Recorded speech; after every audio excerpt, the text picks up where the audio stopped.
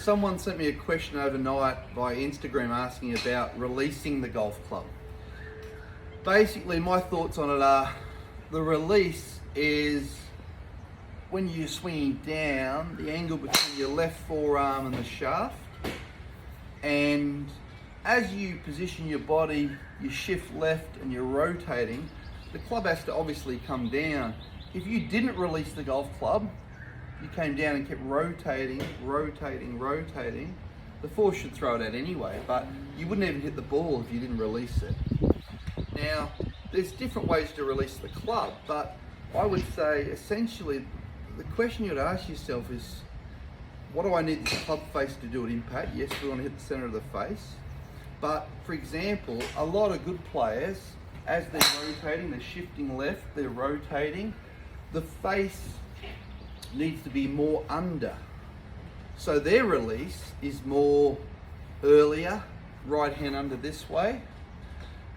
Whereas a lot of amateurs need to, as they release, they need to shift their body and learn how to pivot correctly and rotate, and they need to have more shaft lean. And then for them, you get them to have more of that toe rotating, if you like. So it's like it's called a free wheel or a full release or whatever you want to call it. Something I hate when looking at the golf club releasing is I don't like the club head getting too much inside the hands this way. I'm not a big fan of that.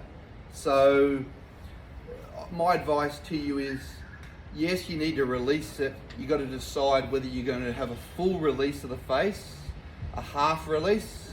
So a full release would look something like that.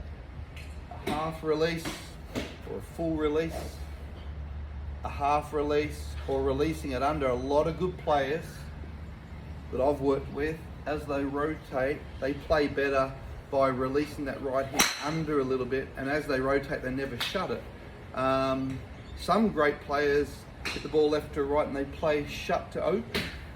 So the release is an important part of the golf swing, but you've got to know it's a reaction to your body.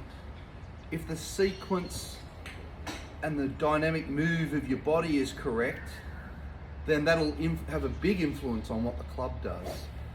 Just remember, there's no one way to swing the golf club. You've got to find your way.